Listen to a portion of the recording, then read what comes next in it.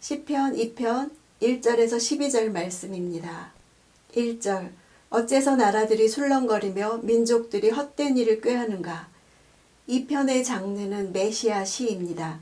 오실 메시아를 생각하며 지은 시지요. 1편이 복 있는 사람이라면 2편은 복 있는 민족입니다. 메시아를 받아들이고 대망하는 나라가 복 있는 민족입니다. 시편 2편은 사도행전 4장 25절에서 26절에서 인용되었습니다. 주께서는 주의 종 우리 조상 다윗의 입을 통해 성령으로 말씀하셨습니다. 어째서 민족들이 분노하며 사람들이 헛된 음모를 꾸미는가. 세상의 왕들이 일어나고 통치자들이 함께 모여 주와 그분의 그리스도를 대항하고 있구나.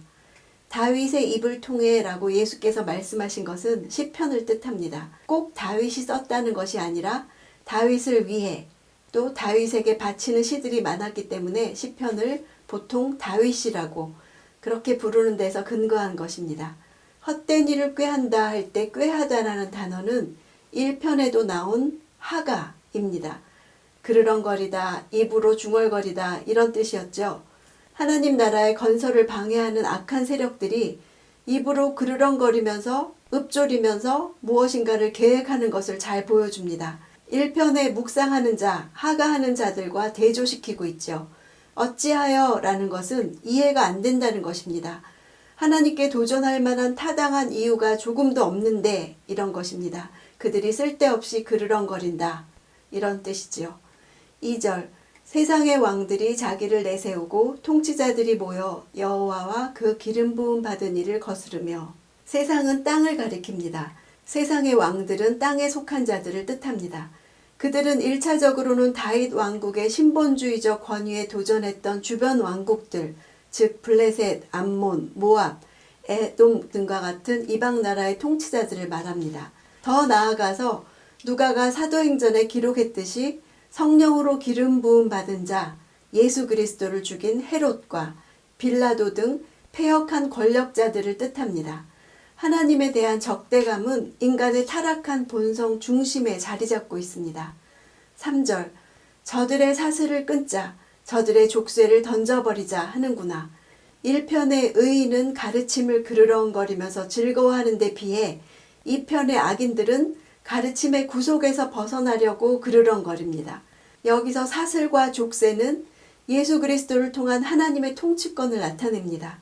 아담과 하와가 태초에 하나님의 말씀의 굴레를 싫어한 이래로 모든 인간들은 하나님의 가르침을 구속으로 생각하고 벗어버리려고 하죠.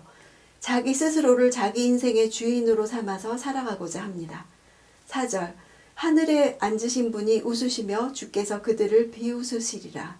1편에서는 오만한 자들, 조롱하는 자들이 앉아 있는데 2편에서는 하늘에 계신 분이 앉아 계십니다. 하늘은 2절에 세상과 대조되는 개념이죠. 한계를 지닌 땅의 인간이 절대로 닿을 수 없는 하나님의 초월성을 나타냅니다. 땅에 있는 왕들이 당신을 대적해서 일어나고 그 결박을 풀어버리려 하는 것은 하나님 보시기에 가소로운 행동입니다. 그들의 행위를 심판하시기 전에 그들을 비웃으심으로써 그들의 태도가 얼마나 허탄한 것인지를 나타내지요. 5절 그러고는 진노하셔서 그들을 꾸짖고 그들을 놀라게 하시며. 교만한 인간들을 향한 하나님의 맹렬한 분노는 직접적인 심판으로 이어집니다. 6절 내가 내 왕을 내 거룩한 산 시온에 세웠노라 하시리라. 원문으로는 그러나 나는 세웠다로 시작합니다.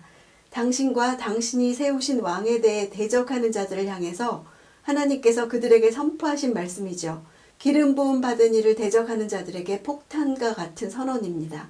하나님이 세우시는 왕은 1차적으로는 다윗 왕과이고 궁극적으로는 다윗의 후손인 메시아를 가리키죠. 메시아를 세우는 것으로 문제가 다 해결된다는 사실을 선포하십니다. 하나님이 구원하시는 역사는 우연히 되는 일이 아니라 하나님의 계획하신 바에 따라서 성경에 예언된 대로 구체적이고 분명하게 현실 속에서 성취되어 가는 것입니다. 7절 내가 이제 여호와의 율례를 선포하리라. 그분께서 내게 말씀하셨도다. 너는 내 아들이다. 내가 오늘 너를 낳았노라. 하나님이 다윗 혈통의 왕들을 입양하셨다는 은유를 쓰고 있습니다. 오늘이라고 한 것은 그 왕들의 즉위식이 거행되던 날, 양자의 관계가 시작되던 날이죠. 이스라엘 왕들은 즉위하는 순간 하나님의 아들이 된 것입니다. 왕은 메시아를 예표하는 것입니다. 예수님이 세례받으실 때 이는 내 사랑하는 아들이요 내 기뻐하는 자라 소리가 들렸습니다. 우리도 그리스도와 같은 아들의 지위를 얻었습니다. 오늘이라고 한 것은 그리스도의 영원한 하나님 아들 되심이 항상 현재적으로 나타냄을 말하고 있습니다. 8절 내게 구하여라. 그러면 내가 이방 민족들을 내게 기업으로 주어 온 세상이 내 소유가 되게 하리라. 이 말씀이 실제 이루어진 것은 그리스도를 통하여서였습니다. 그리스도께서 어떻게 자신의 통치권을 행사하나요?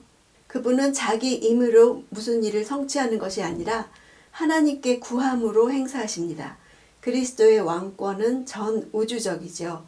자신의 몸으로 대속하심으로 값으로 사신 바 모두 자신의 소유가 되었습니다. 9절 너는 그들을 쇠지팡이로 다스리며 토기장이가 자기 그릇을 부숴버리듯 그들을 부수리라. 하나님에 의해 세워진 왕이 하나님을 대적하는 자들을 철저히 깨뜨리고 말 것이다 라는 것입니다.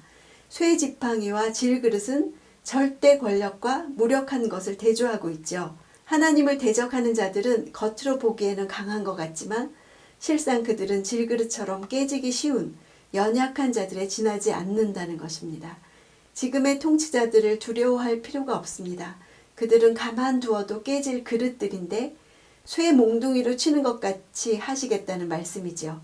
반면 하나님에 의해 세워진 왕은 외면적으로는 연약한 것처럼 보이지만 실상은 철장처럼 강한 자라는 것입니다. 10절 그러므로 너희 왕들아 지혜를 가지라.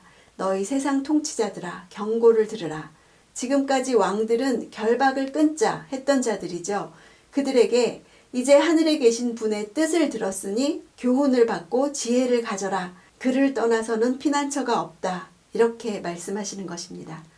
11절 여호와를 경외하며 섬기고 떨며 환호하라.